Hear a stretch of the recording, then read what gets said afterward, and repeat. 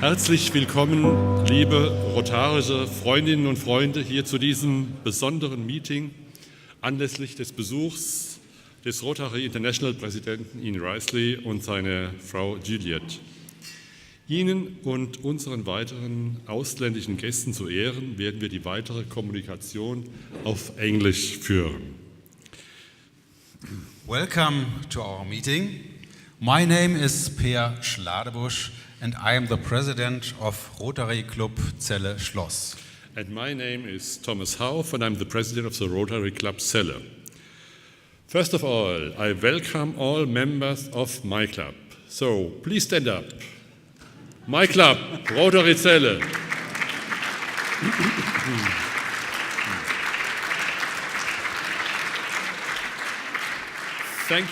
Thank you very much. And there are members of my club, Rotary Club Celle-Schloss. Please stand up.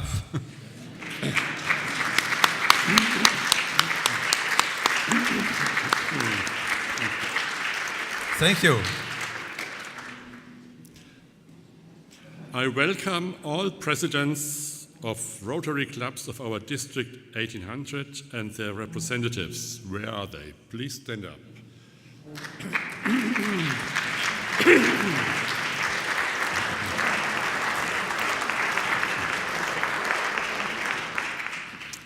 I welcome all the members of District Board. Please stand up. Thank you.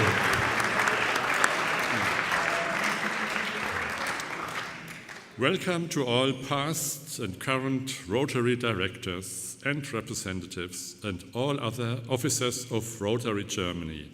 Please stand all up.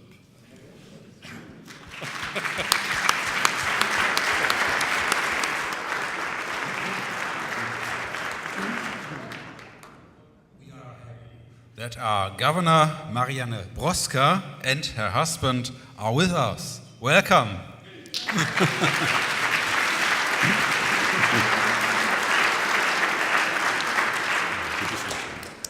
And we welcome our international friends from Jelena Góra in Poland and from Windsor Eton in England. Where are they?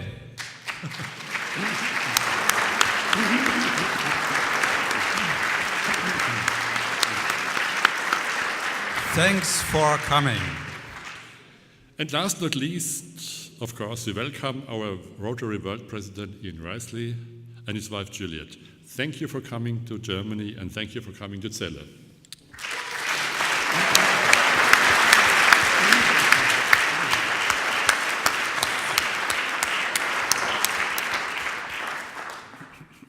Very often we have been asked, why is a world president coming to Celle and not to Hamburg or Berlin?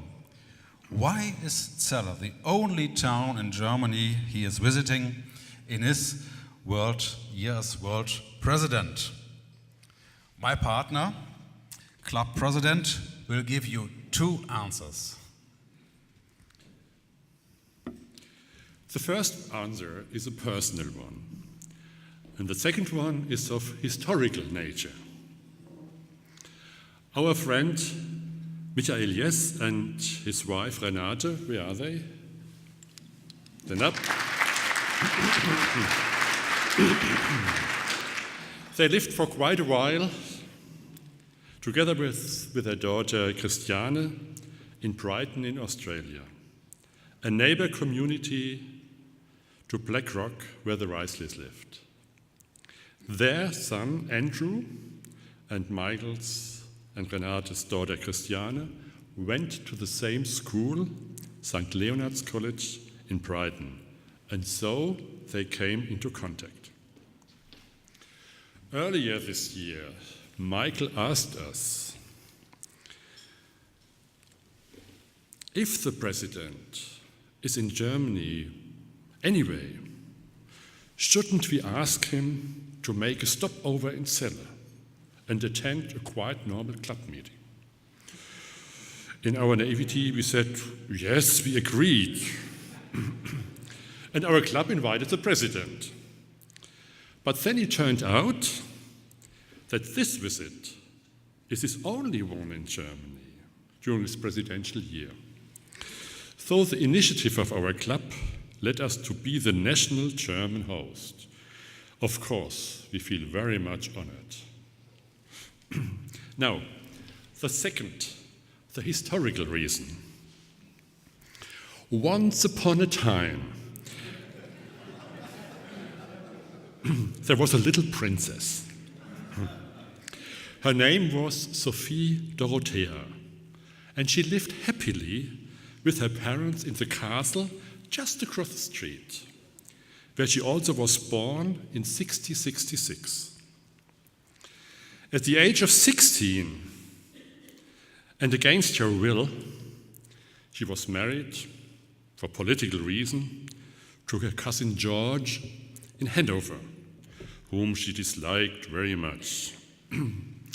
Nevertheless, she gave him a son, George, and a daughter, Sophie. But she was unhappy and felt neglected. And thus she started a love affair with a then famous knight at the court. His name was Königsmark. They exchanged numerous love letters, over 500, and they're all well kept in some museums, which of course could not remain undetected. And so our little princess of Celle was blamed and divorced from her husband, banned, and the knight was murdered by men of the Hanoverian court. At about the same time, in 1701, the English Parliament decided in the so-called Act of Settlement that the next kings and queens should only be Protestants. And so in 1714, the former husband of our little princess of Celle became King of England, George I. Not only was he King of England, but also King of the Duchy and Electorate of Braunschweig-Lüneburg, which included also the town and residence of Celle. This personal union lasted till 1837 and ended with Queen Victoria. Keep in mind that during that period of time, the area here, what roughly is now Lower Saxony, or might be District 1800, was part of the British Empire. And the flag from this time can be seen here on the wall. This is our flag. This was our flag. You see the Union flag, the left corner, and you see the Lower Saxony horse in the center. The son George of our little princess of Celle became George II, and her grandchild became George III. During his reign, the Admiralty gave James Cook, a then already famous captain and sailor, the order to discover and explore Australia and take possession for the king. So he did, and about 770, Australia also became part of the British Empire. And so for quite some decades, our country here and Australia belonged to the British Empire. And that explains the similarity of the flag. You see the Australian flag and our flag.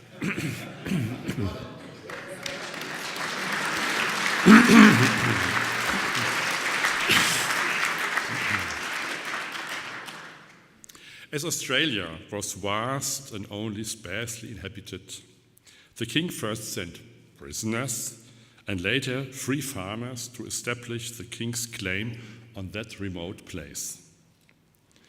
Maybe Ian can provide us later in the question and answer session with some information about his forefathers, about the ones or the others.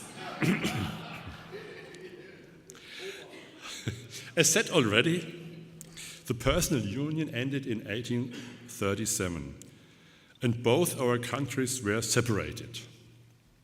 We here became the Kingdom of Hanover, and 29 years later, a province of Prussia.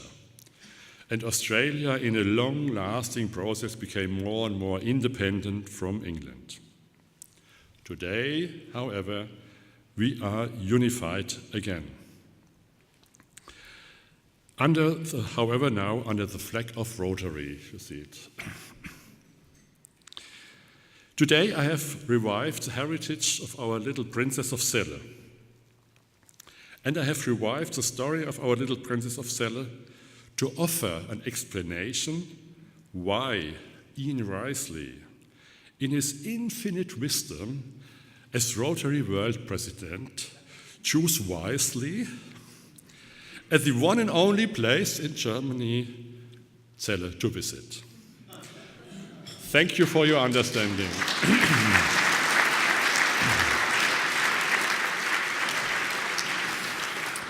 Thank you, ladies and gentlemen. Good evening. I am told that everyone here just about understands English. I hope you also understand Australian English. And I have been told to speak slowly and carefully, so I shall. So may I start by recognising Director Peter, Past Director Holger, District Governor Marianne. And may I say how proud I am to have you, the first woman governor in this district, in my year of presidency. It's wonderful to see. Good to see you here.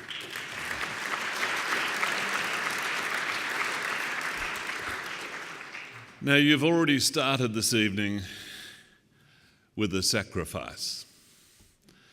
You've already had a vegetarian meal, because I'm a vegetarian. And and I hope those of you, the vast majority of you who are not vegetarian, realise after that beautiful meal we've had tonight that those of us who are vegetarian don't starve. It's delicious food, so it's really nice. It was mentioned earlier as to why Juliet and I are visiting this lovely city, and it's partially correct. I won't argue with the history, Thomas. I won't argue with the history. When Juliet and I first sat down almost 2 years ago to talk about where we would seek to go during our year of president and partner, we decided that we wanted to go places where the president or the president-elect normally didn't go, hadn't been for some years. I understand here, by the way, the last visit, the only visit, was Carl Wilhelm Stenhammar some over 10 years ago. So we decided to go, well, in Australia we would say off the beaten track. We decided to go a little further afield. So when we went to Denmark, for example, we didn't go to Copenhagen, which is where presidents tend to go. We went to Aarhus. And when we went to Norway, we went to Bergen rather than Oslo, and things like that. So when the correspondence came in from Michael, and he said, "Hi, remember us? Da da da. If you're ever in Germany, drop in." We were immediately motivated to say yes. Apart from the fact that it gives us the chance to catch up with the Jess family, it's nice to go to a place where the presidents tend not to go. So we were more than inclined to accept the kind invitation. And on the subject of the history lesson, I was reflecting just now about Princess Sophie and her unfortunate end. I wonder how she'd go these days. I wonder whether she'd do emails and then get the knight at the other end to push the delete button so that no one would know about these 500 love letters that were flying around. I wonder how it would go. I wanted to say tonight, before I do that, I have a question to ask you. And I need to get my model. Director Peter, would you come to here, please?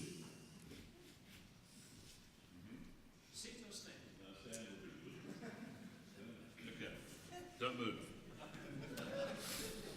Director Peter this evening is modelling the official Rotary tie for this year. There are a couple of them around. I have a question for you, and I have the bow tie version right here. I have a question for you. Do you like the tie? You like the tie? Just as well, because it's too late if you don't like the tie. Thank you, Peter. There you go. As it happens, I like growing Australian native plants, and so the design this year on the tie is the Australian floral emblem, which possibly the Jessers knew, but I suspect nobody else did. And so it's a little different from the standard Rotary presidential tie.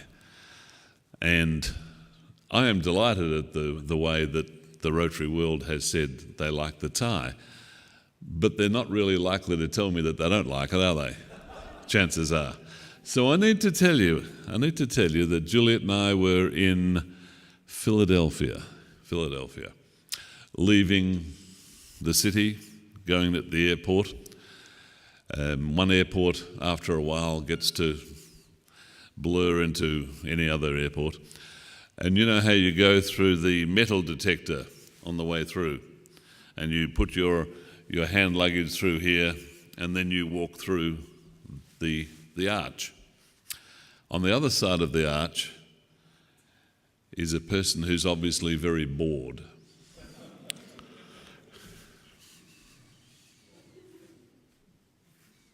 Like this. It was my turn. I shuffle forward. I go through. Nothing goes off. I get next to this fellow. He was a young African-American guy, about 30. And he said, and this is not a word of a lie, he said, "Hey, dude." Dude? "Hey, dude, nice tie." And I thought, if I've got the 30-year-old African-American vote and the somewhat older Rotarian vote, I reckon I'm doing okay, which is good. I wanted to talk about the theme and the logo you see over there. I know some of my predecessors spent a lot of time thinking about the theme, what they would ask the Rotary world to adopt in their year of presidency. It took me about 10 minutes, because as soon as I thought of what in English is Rotary making a difference, I immediately knew that that is what I wanted to be our theme. Because it seems to me that that is what Rotary does every single day right around the world. Rotary, you Rotarians, make a difference. You make a difference to the people who benefit from our great programs, but you also make a difference in your own lives as well, because we all feel better about ourselves. We make a difference to ourselves by serving through Rotary. So that's why we have Rotary making a difference. Now, in regard to the actual logo, I'd love to tell you that I designed that logo. I can't say that because it's not true, but if I did, I really like the logo. And what it says to me is the importance of diversity in Rotary. Different colours equals different nationalities, equals different creeds, equals different just about everything, but we're all together in Rotary as one. We all achieve to a greater or lesser extent, because we're not all at the same level, but we're all striving to go upwards. That's why I really like the theme and I really like the logo. But I want to talk to you about some of the innovations that we have this year.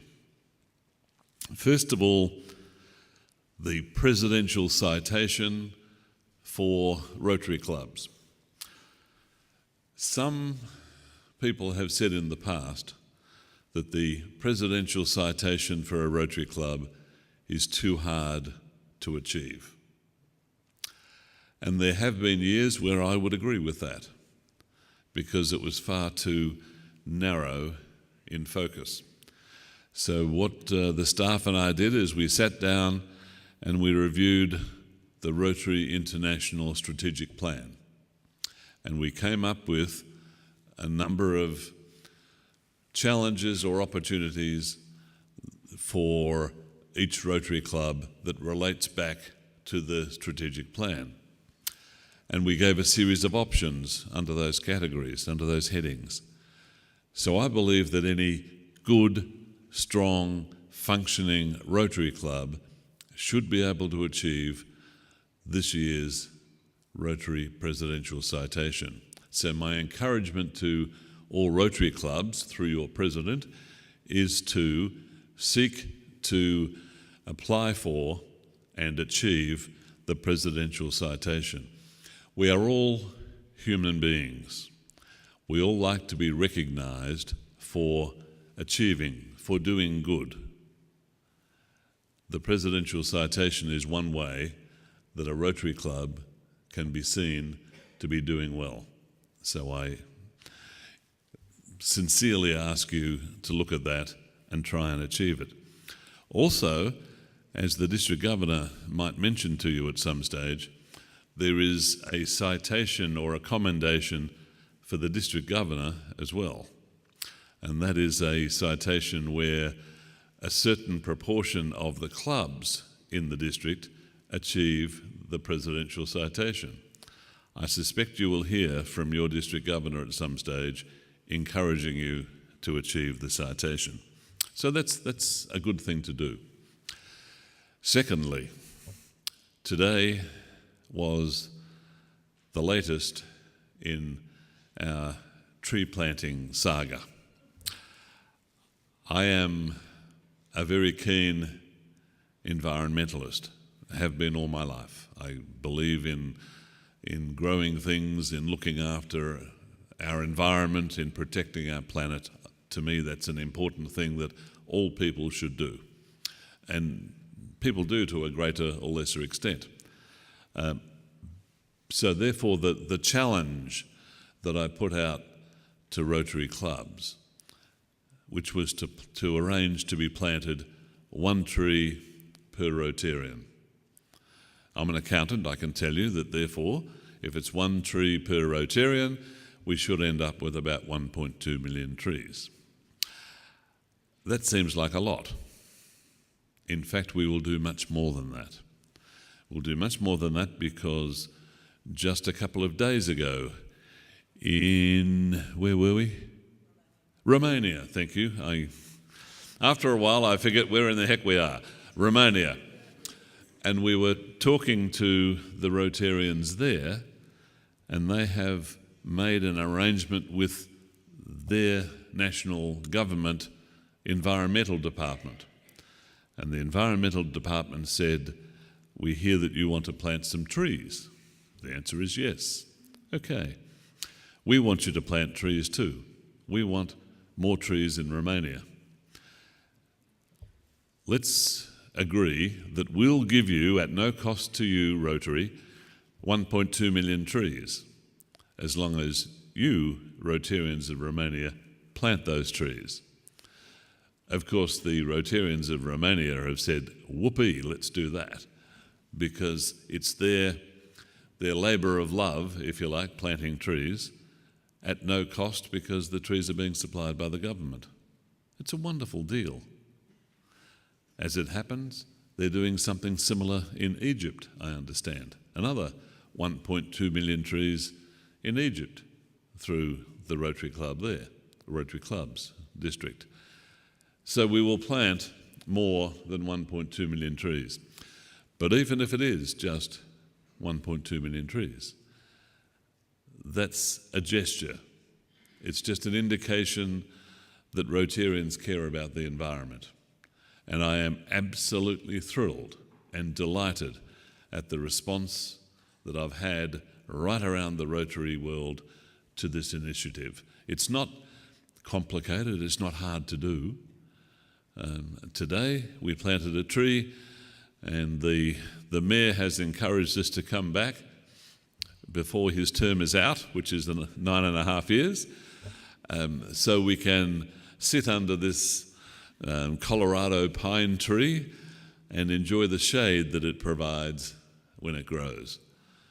That will be replicated millions of times around the world. We won't be going to all of them, I need to say.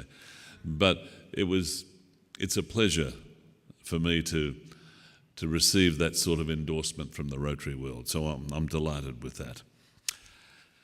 There's another thing I have asked, through your district governor, Rotary Clubs to do. As you know, and I think I've mentioned it twice already tonight, I am an accountant. Now I say that, not any accountants here, by the way, hands up any accountants. One. Madam, you are it, one. What is wrong with the rest of you? We need more accountants. There you go. Okay. I am an accountant, so I look at things from a financial perspective. The problem we have with Rotary service is that we are 35,600 and something clubs right around the world doing good work, and that's terrific. They're all independent, and that's great. But one of our difficulties is we're 35,600 and something individual clubs right around the world doing good things, and we don't add the value of what we do altogether. So I've asked the clubs, through your good district governor, you have asked them, haven't you? Yes, good. To give just 2 items of information, just 2. The first one is the money in your local currency that you or each club contributes to charitable activities during the year. So when you donate money to something or you spend it on something worthwhile, how many euros is that? That's not hard to do. Chances are your accounting system already tells you what that figure is. So that's easy. The second one, slightly more complicated, but in my opinion equally worthwhile, is the number of hours spent by Rotarians, Rotaractors, family of Rotary, youth exchange students, whoever in the name of Rotary, the number of hours that is spent on charitable activities. And we're talking here about painting someone's house or whatever you do that assists your local people. And what we want to do is add all of those together. We want to say 35,600 and something money, euros, which will convert to dollars, and hours. And once we've got that all added together, I want us to tell the world, the non-Rotary world, what it is that Rotary does. And I think the non-Rotary world will be amazed at the extent of what Rotary does. I think there'll be some Rotarians who'll be amazed too. But it will be a massive figure. And we must have the non-Rotary world understanding what it is that Rotary does, the value of what Rotary does. How can we expect the non-Rotary world, first of all, to want to join us, but secondly, to want to sponsor an event or support us in some way or other if they don't know what it is that we do? This is just a very small first step, but for it to be meaningful, we need to have every club giving us that item or those 2 items of information. So I ask you to do that. We're having some presidential conferences this year. Most presidents have 1 or 2 presidential conferences each year. I'm a little greedy, I'm having 6. and they're related to peace building. I think Rotary is almost uniquely placed to make a difference in the world with peace. We are 1.2 million people plus. We are in over 200 countries and geographical regions, and we're good people. So we're really well placed to make a difference in peace. So what we're doing is we're having 6 presidential conferences. One of them, the first one in Vancouver, is on the environmental sustainability and how that impacts on peace building. And the others are the other 5 areas of focus that we have through our foundation and how each of those individually relates to peace building. I think they'll be really worthwhile, and again, it will highlight why it is that Rotary is well placed to do work in peace. I have a bit of advice for you. Well, all right. It's a nag. Nag probably doesn't translate. Ask Michael later, he'll tell you what nag means. I'm really keen for Rotary this year to be prepared to embrace change. Don't be scared of change. Don't be scared of trying something different. Embrace change. That way, we're able to improve. And the only way we improve is by changing. So be prepared to embrace change. Membership needs to grow. You're doing okay in this part of the world, and that's great, but it's not the same everywhere. And even if you are growing slowly, you can grow better. My position to you is that there is a huge opportunity in membership for Rotary just about everywhere. And that opportunity are the very well qualified employment and community leaders who are women. We are not well enough recognised. We do not embrace enough women as members of our clubs. Lady Rotarians, put your hands up, please. Okay. Can I say that our organisation, thank you, our organisation is much better for having you as members. Much, much better. We need more of you. So for the rest of you, we need to look at that.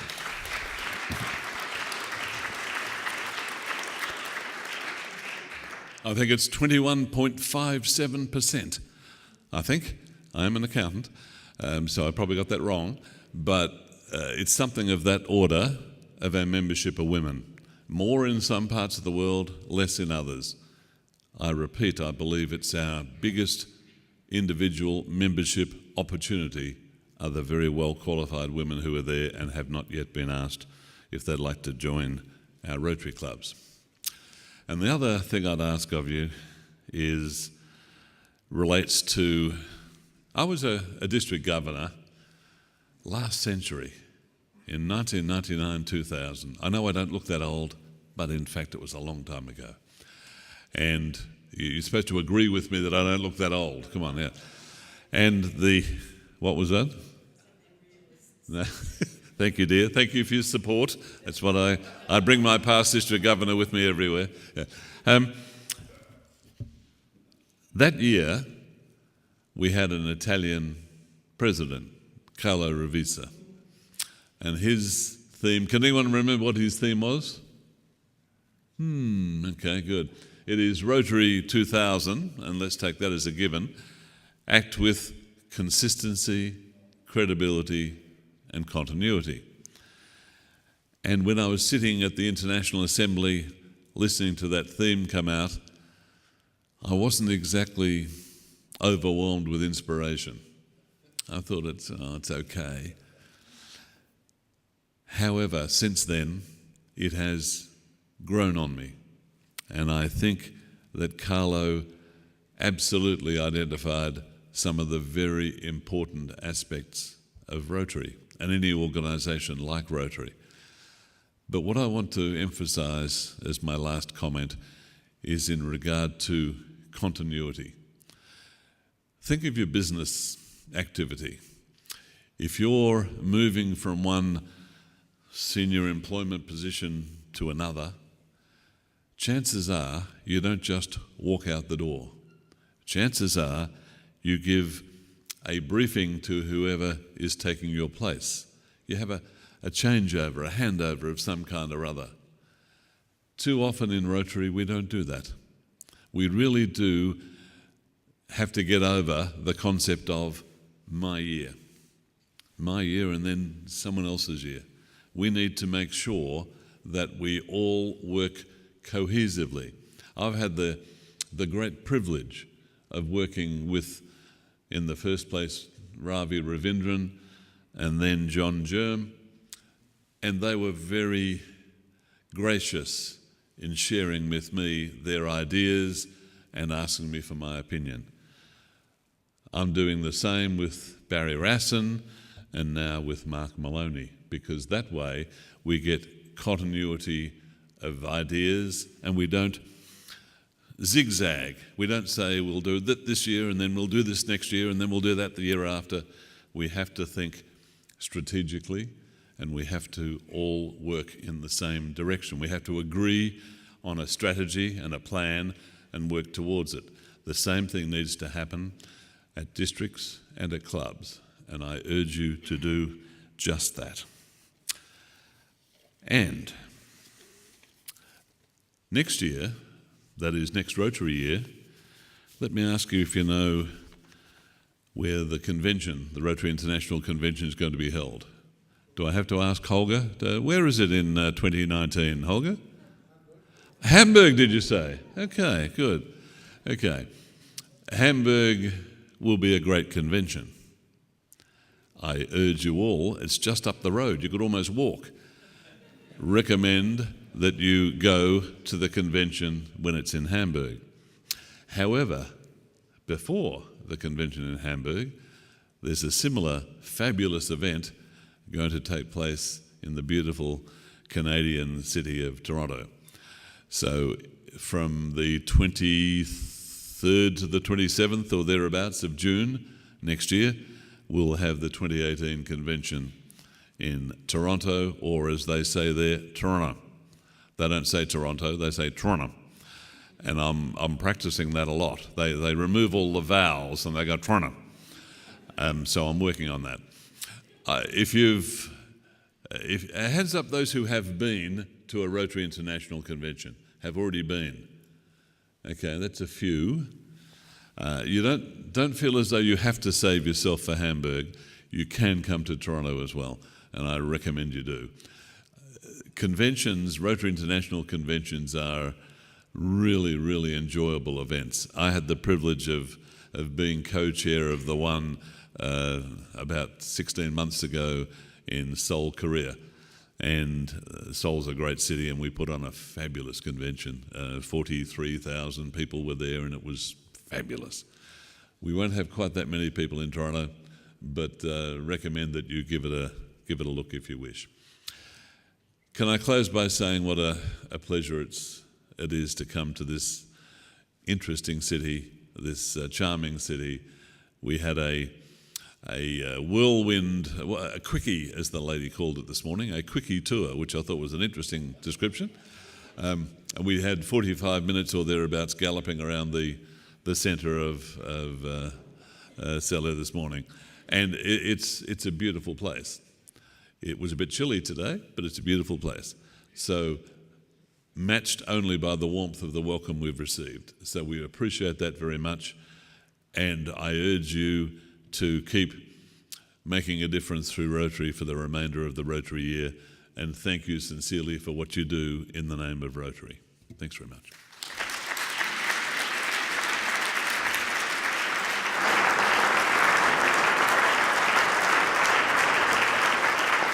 Ich möchte noch eine Ankündigung machen. Sie wissen ja, eins der wichtigsten Elemente im rotarischen Leben ist die Präsenz bei den wöchentlichen Meetings. Und dafür gibt es immer eine Belohnung, wenn man auswärts ist, eine Präsenzkarte. Und das ist ja wirklich sehr, sehr wichtig. Und wir haben hier keine Kosten und Mühen gescheut und haben hier Präsenzkarten drucken lassen und entwickeln lassen. Das sind diese schönen Postkarten. Das ist also kein Werbematerial ausschließlich für Celle, sondern das ist eine Präsenzkarte. Und wenn Sie die, vorne ist das Schloss drauf und auf der Rückseite ist das Konterfei von unserem Präsidenten und das Wichtigste, handsigniert. Handsigniert. Hand signed. Ja, look. Would you please show your hand? Till 5 in the morning, he signed all those cards. Yeah, he got. So this is a really very costful item. Ja, maybe also man kann es wahrscheinlich nachher bei eBay versteigern, aber das ist.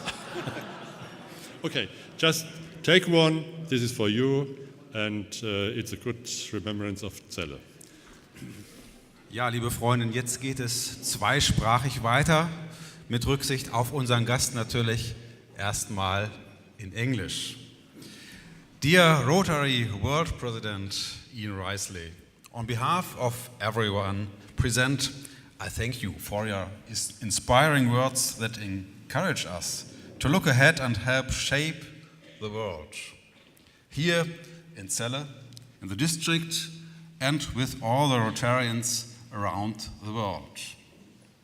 Lieber Rotary Weltpräsident Ian Riseley, im Namen aller Anwesenden danke ich Ihnen für Ihre anregenden Worte, die uns Mut machen, nach vorne zu blicken und in dieser Welt zu gestalten. Hier vor Ort in Celle, im Distrikt und gemeinsam mit allen Rotariern weltweit. Your visit has made it clear to us how much we are connected. We now want to provide an opportunity for questions to be asked. Please participate actively. Only here and now you can see World President Ian Riseley in Germany this year and ask him direct. Durch Ihren Besuch ist es uns neu deutlich geworden, wie viel uns miteinander verbindet. Wir wollen nun die Gelegenheit bieten, dass Rückfragen gestellt werden, auf Deutsch und auf Englisch natürlich. Bitte beteiligen Sie sich rege daran. Nur hier und heute können Sie den Weltpräsidenten Ian Riseley direkt fragen in diesem Jahr in Deutschland an diesem Ort. Before we open the question and answer session, I would like to ask, dear Ian Riseley, this year the convention will take place in Toronto. Toronto. Okay. Next year in Hamburg. What is special about such a convention? What can we do from here to help succeed?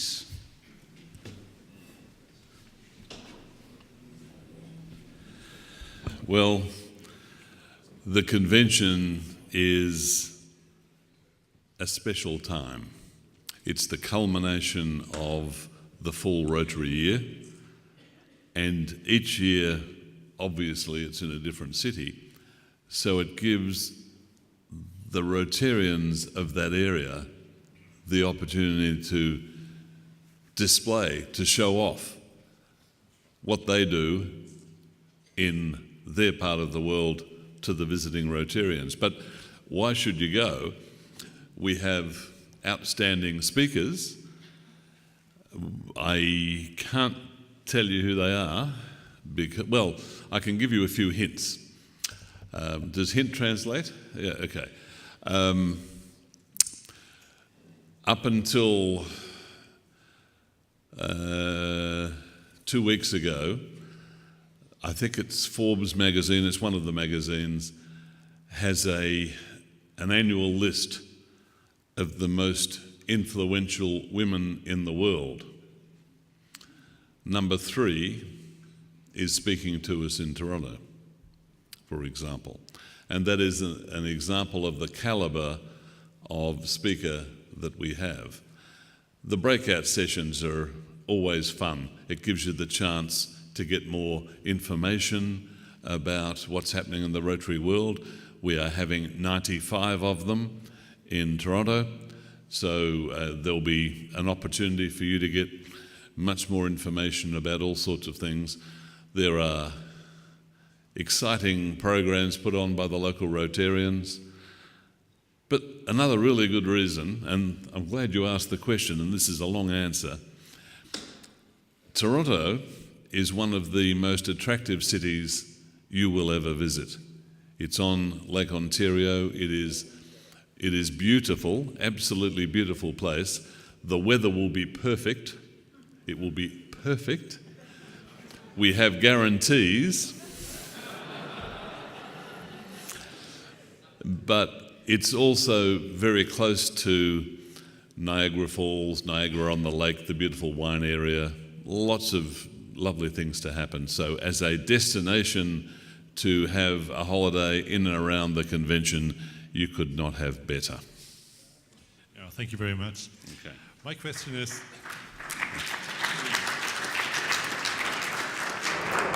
meine Frage ist, wie sehen Sie in Zukunft die internationale Zusammenarbeit mit anderen Serviceclubs, wie zum Beispiel Lions? Gibt es da so eine Art Ökumene? How do you see the future international collaboration with other service clubs like Lions? Will there be something like an ecumenical movement? Next.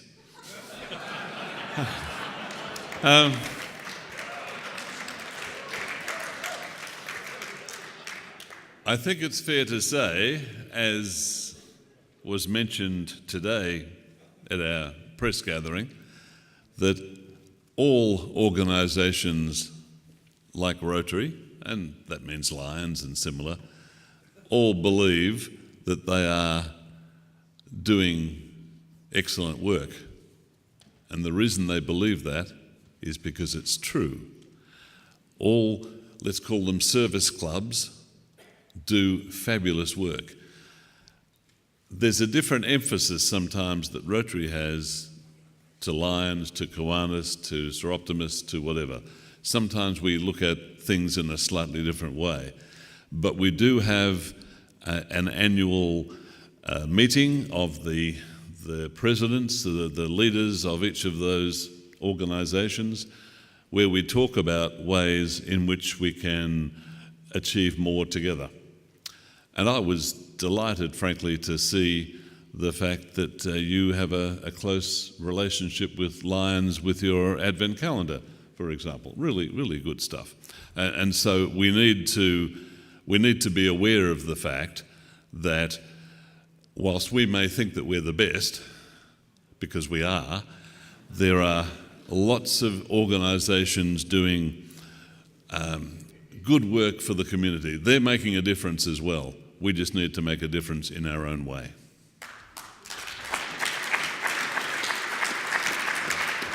Vielen Dank, thank you very much.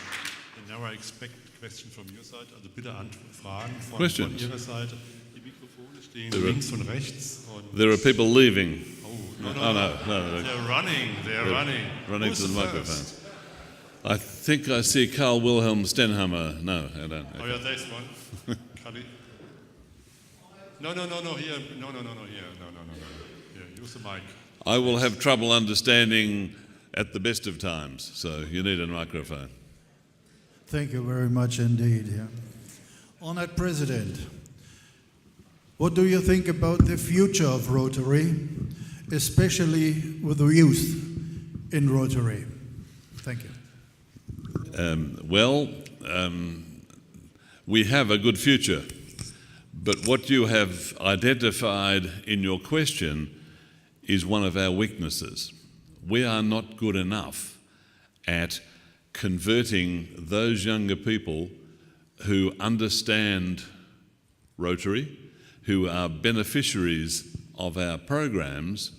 Not enough of them join Rotary clubs. For example, Rotaract, we believe that somewhere between 3 and 8% of Rotaractors ever join a Rotary Club. Now, it could be that they're just not interested. That's possible. But what's more likely is that Rotary Clubs do not encourage them to join because they already understand how Rotary works. They've been in a Rotary program for some considerable period of time. The same goes for group study exchange, team members, youth exchange, all of those kind of things. We are nowhere near good enough at staying in touch with those younger folks and encouraging them to be associated with us.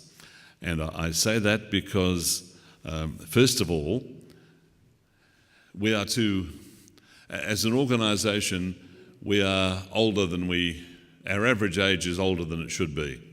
We need to make sure that younger people want to join. And again, I made the point, I think today, that some people say that the youth of today, and I'm talking about people who are under 40, some people say that they are not interested in service, in benefiting their community, etc. I sincerely believe that is absolute nonsense. I believe young people are just as dedicated to making the world a better place than we ever were. What they will not do, and I applaud them for it, they will not waste their time. They will not join a group, which means that they go along and have dinner once a week and don't do anything. That's just a waste of time.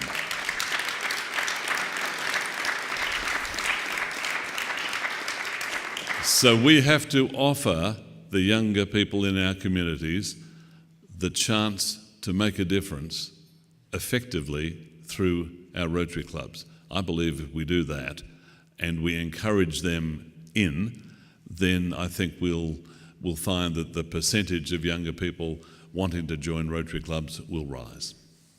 Yeah, thank you. Thank you very much. I have to say, we are working on that. Excellent. Die nächsten Fragen auf Deutsch bitte. Wir sind doch alle Deutsche und können alle Deutsch sprechen. Keine Scheu. Ja. Wir übersetzen das und rückwärts vom Englischen, das klappt ja für uns. Also es sind doch sicherlich genügend Fragen noch da. And for those non-English speakers, bitte. I hope the first question isn't, what did you say after good evening? Herr Präsident, eine Frage bezüglich dem jährlichen Clubpräsidentenwechsel. Wenn ich mich an meine eigene Präsidentenzeit erinnere, braucht es doch etwas Erfahrung und Übung, um einen Club zu leiten. Als das Jahr vorbei war, fühlte ich mich eigentlich fit, aber dann war es vorbei. Was spricht eigentlich dagegen, diesen Wechsel alle 2 oder 3 Jahre zu machen?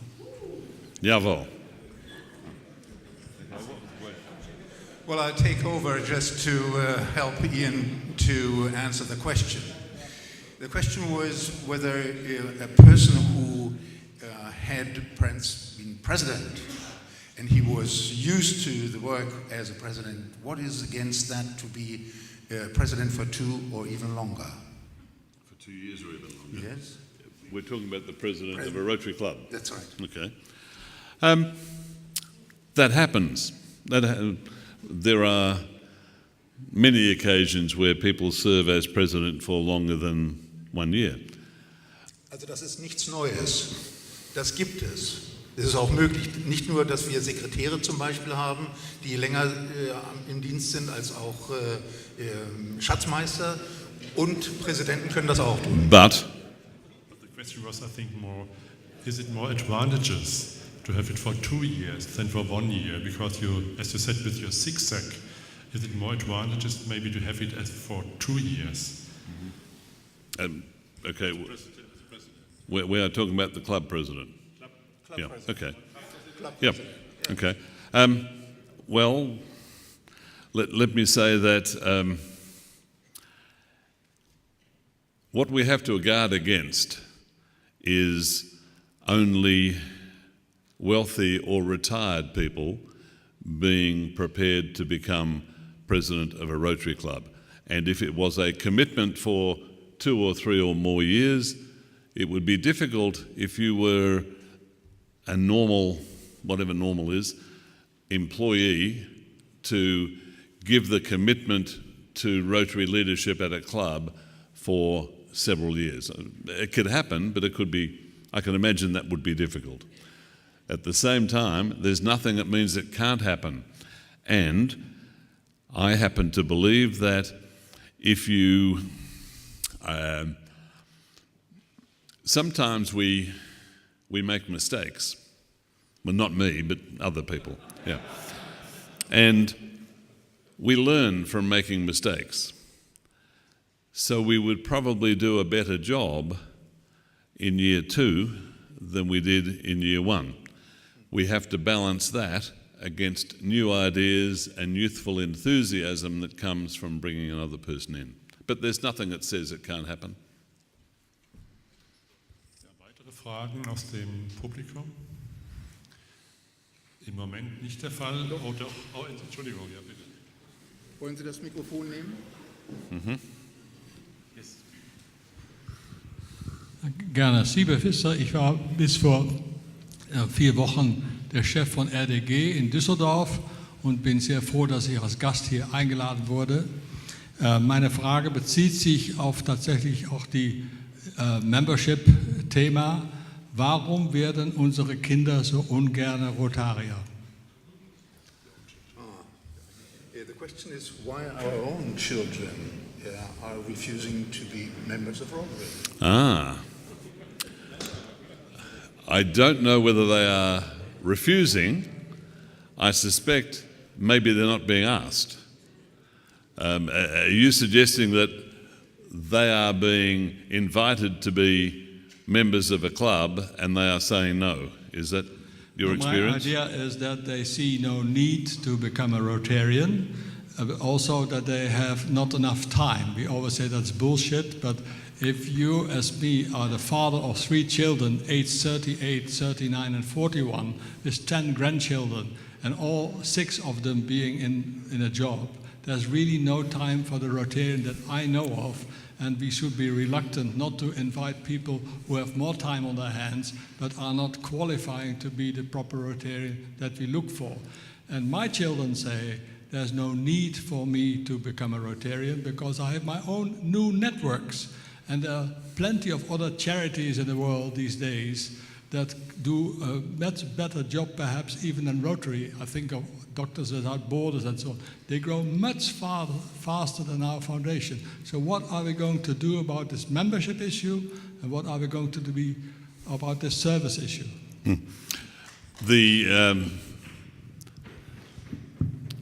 I don't wish to be contrary or difficult, but there are many children of Rotarians who become Rotarians. I mean, it is not unusual. On the other hand, if the children are saying there's no reason for them to join, they can't see the benefit in becoming Rotarians, which I think is the point you're making, we are failing them. If they are saying that, we, existing Rotarians and clubs, are failing them. We should be in a position to point out the benefits to them of being Rotarians. Yes, they can support Médecins Sans Frontières financially. Its chances are most of them will not go to the wilds of Africa on a camp, so they can support all sorts of numbers of charities. Rotary needs to be able to say to them and demonstrate, not just say, but demonstrate what it is that Rotary provides. Let me suggest to you that I believe that there are 4 principal reasons why good people should want to be Rotarians. First of all, friendship/fellowship. A person could say they already have enough friends. Maybe they do. They're unusual if they can't fit in some really good people.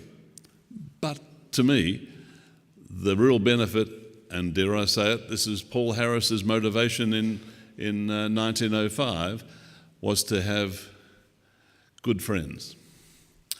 The second reason why good people should want to join a Rotary Club is that it is a personal development tool. I joined when I was 31 years of age. I was a relatively shy suburban accountant. Being a member of a Rotary Club encourages you, some would say it forces you, in a supportive environment to speak to a group, to run a committee, to manage things with volunteers. It's not like employing someone, it's volunteers. You learn how to work with people. That's a benefit. It's also, the third one, it is, in my opinion, and we shouldn't be ashamed of this, it can be good for you professionally. I'm an accountant. Did I mention that? I think I did. Now, many of my best clients I have met through Rotary. I don't carry a baseball bat and hit them over the head and say, come and join. But if you were looking for an accountant and your previous accountant retired, say, and you didn't like the person who took over the business or whatever, how would you find a replacement? Would you look up on the web, accountants are us, or would you want to deal with someone you've met in a Rotary environment where you know that they already have an ethical approach to things? It's a no-brainer. I think that's what you would do. So that's the third one. The fourth one, to most of us the most important one, it is a chance to make a difference. And that's a good theme. Mach den, whatever that other word is. Because what could I have done, what could you have done to eradicate polio? Chances are, individually, we can't do anything. But collectively, 1.2 million of our friends from right around the world and our colleagues, because we are really good negotiators, so we get people like Bill and Melinda Gates and the World Health Organization and all the governments, we all get together. We're on the threshold of one of the great public health initiatives in history. Those are 4 good reasons why you should be able to sell to the children of Rotarians reasons they should join.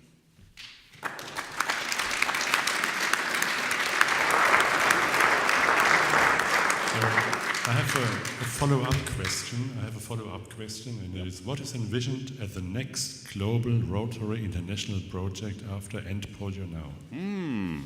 Okay.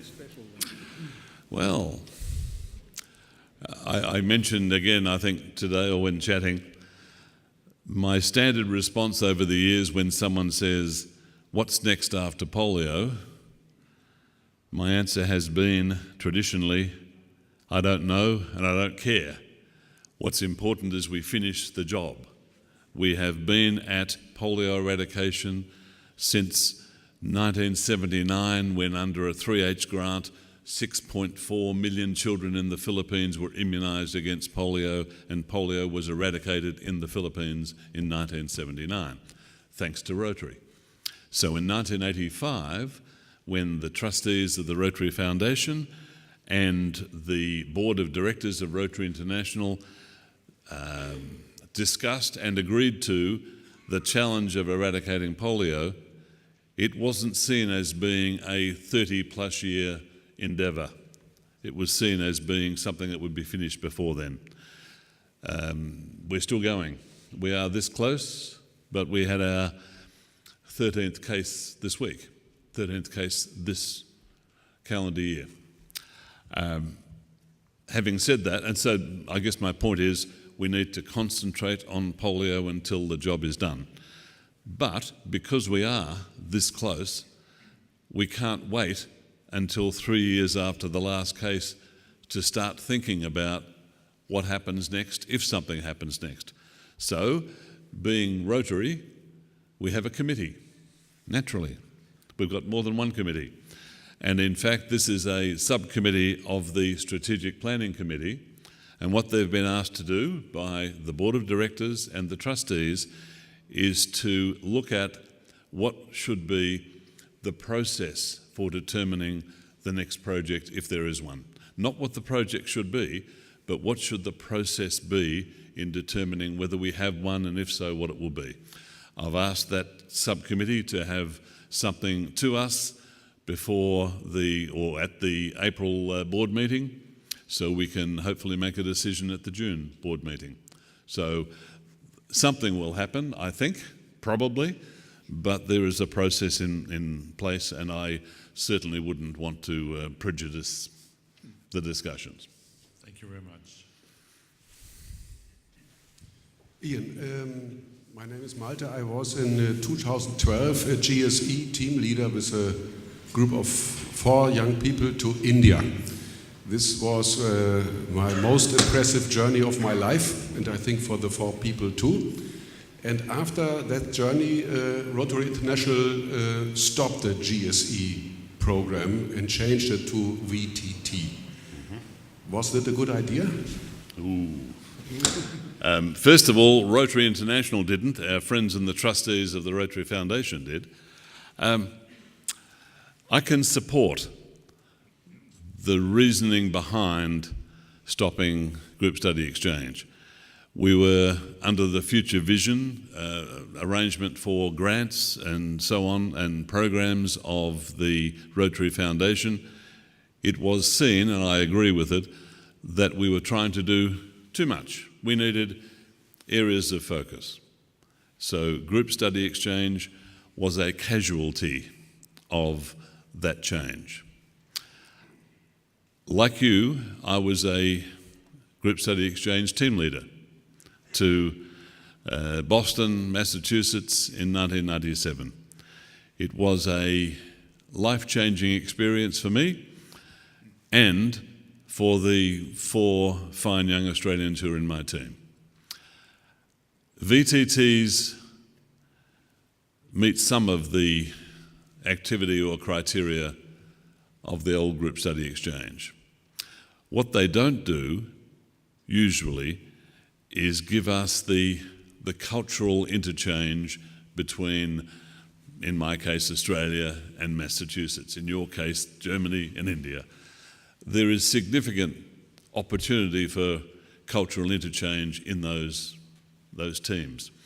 So, because many people that I've spoken to are just like you and just like me, and they lament the lack of group study exchange, we made a significant change this year. We changed the Rotary Friendship Exchange to enable non-Rotarians to take part, so that, up until now, friendship exchanges are groups of Rotarians that go somewhere else, and they interchange. And that's great, a lot of people enjoy that. As a result of the change that we made this year, that can now include non-Rotarians. So we can now have an exchange just like the old group study exchange. The only difference is it isn't paid for by the Rotary Foundation.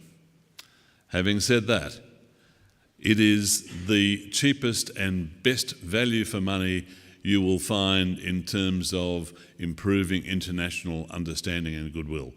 All it costs you is an airfare for each member.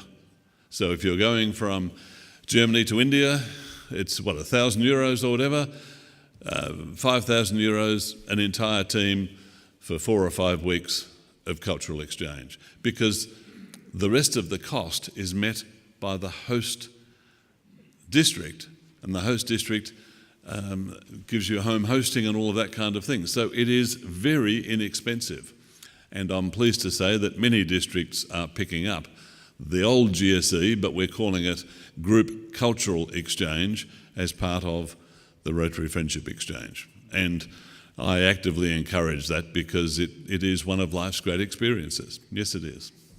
So I encourage it, absolutely.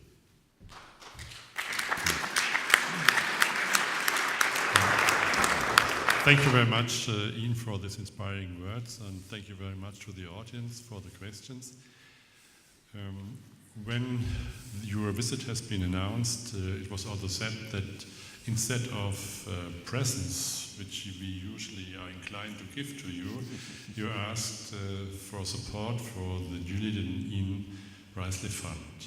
And with our invitations to you, the audience, and our friends, we asked also for a contribution to your fund. Wonderful. And we are pleased to have collected some money, which we, maybe you can do that, symbolically give now to you. Symbolically? Yeah, I mean, you get it later. Sure. you don't expect a box with money. So we collected about 7,100 euros. Wow, thank you. That's wonderful.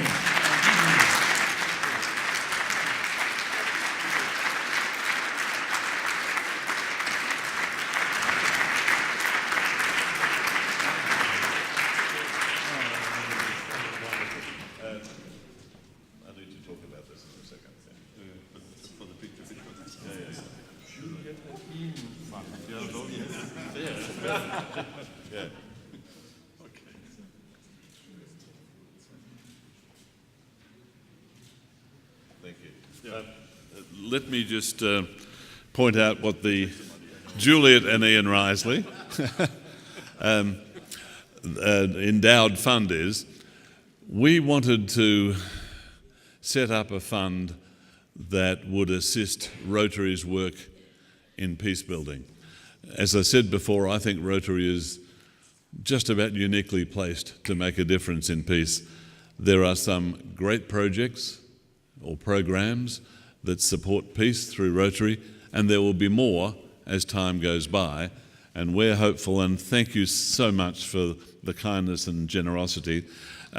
We're hopeful that this endowed fund will sit there, will gain momentum, and will finance really important programs that help to make this world a more peaceful place. So thank you very much.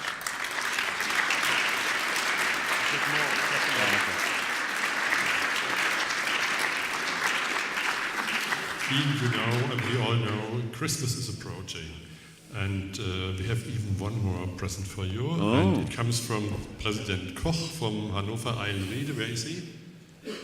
Ah, please, would you come to the desk? Oh. Mm-hmm.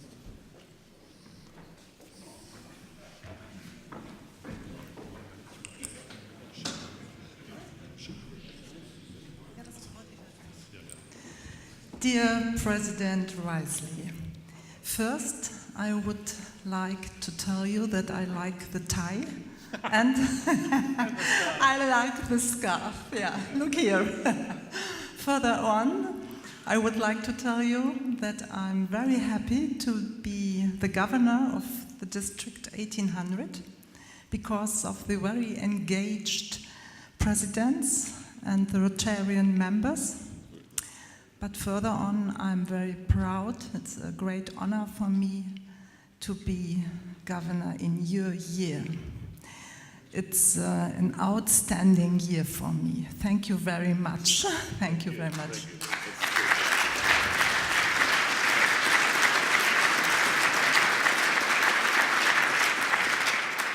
And now we have a little present, not especially for you, but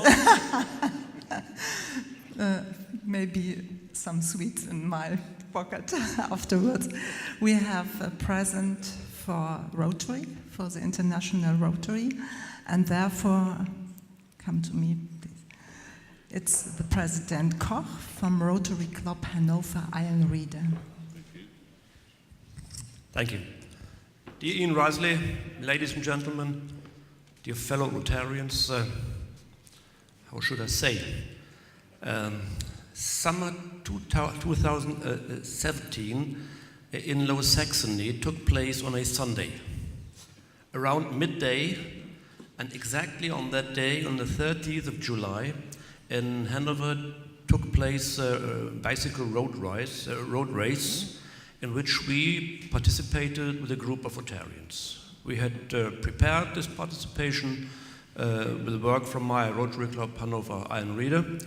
And on that Sunday, 40 Rotarians, family Rotarians, Rotaractors started for distances between 70, respectively 110 kilometers to do a job on a road bike and to complete the physical activity and to collect money. And when we arrived back in good mood and all upon their bikes without any accidents, we had collected on that road exactly 20,000 euros.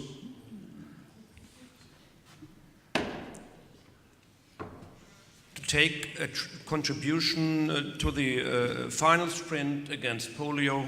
Wonderful. So for the Rotary Foundation and Polio Now, 20,000 euros from us in Hanover to you in Rotary. Wonderful. Organization.